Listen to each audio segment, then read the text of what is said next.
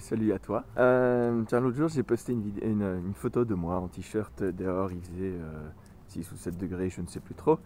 Et j'ai eu une question de quelqu'un qui me demande si effectivement je passe comme ça tout mon hiver en t-shirt dans le froid. Eh bien c'est une bonne question. Moi je pourrais tout simplement répondre non, parce que c'est le cas, je ne reste pas tout le temps en t-shirt l'hiver. La bonne question, ça serait plutôt pourquoi? Eh bien tout simplement parce que le froid ça fatigue. Et quand on est trop fatigué, on tombe malade. Voilà, donc ça c'est la réponse super simple. La réponse un peu plus complexe, je vais répéter, le froid, ça fatigue. L'exposition au froid sur de longues durées, ça fatigue. Et si la fatigue perdure, si la fatigue devient trop importante et intérieure, alors nous fragilisons notre organisme, notre système, et celui-ci, en déséquilibre, va être, on va dire, plus sujet aux maladies. Voilà.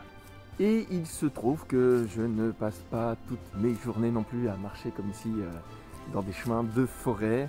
J'ai aussi un travail, j'ai des amis avec, comme tu peux t'en rappeler sur mon vidéo du challenge des 40 jours de méditation.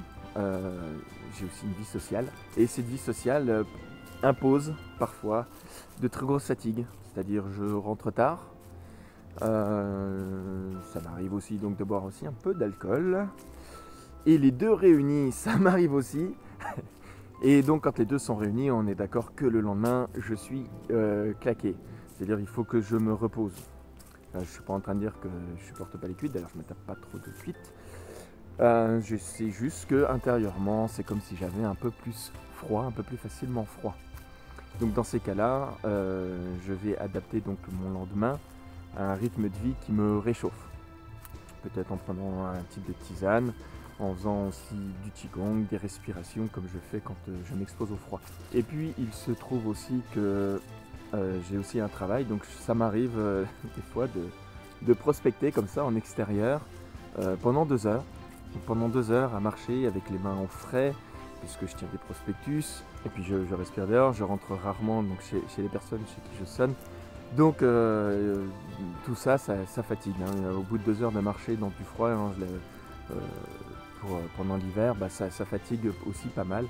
Donc dans ces cas-là, effectivement, je ne reste pas en t-shirt. Je mets un pull à minima, ou bah, des fois c'est le manteau, hein, parce que je vis dans une région où quand il fait nuit, les températures peuvent considérablement baisser. Et donc comme j'ai la tête plus à mon travail et à ma prospection, je l'ai beaucoup moins à ma respiration. Voilà, donc pour une réponse longue. L'exposition au froid me permet de m'entraîner à un retour à moi et à m'entraîner aussi avec mes respirations pour maintenir une chaleur corporelle, on va dire élevée, plutôt chaude. En même temps, ça agrandit ma zone de confort, en tout cas liée aux températures. Mais en aucun cas, ça devrait me transformer en guerrier qui pourrait rester tout nu tout l'hiver. Surtout quand les températures sont très basses. Hein. L'idée c'est, pour ma part en tout cas, de garder un très bon niveau d'énergie interne avec une bonne chaleur pour justement me prévenir de quelques maladies ou d'un déséquilibre intérieur. Voilà. Bon, écoute, si toi tu restes en t-shirt tout l'hiver, n'hésite pas à me mettre un petit commentaire, savoir comment tu vis tout ça, parce que ça c'est intéressant de partager tout ça, parce qu'on pourrait très bien vivre en t-shirt tout l'hiver. Moi je n'y vois pas de souci, juste avec mon train de vie c'est difficile. Donc n'hésite pas à partager ton expérience avec ça, et puis voilà, abonne-toi à la chaîne, like tout ça, histoire de me faire connaître, et puis que j'ai un peu plus de retours. Voilà, sur ce je te souhaite une belle journée, et puis à très bientôt. Ciao ciao.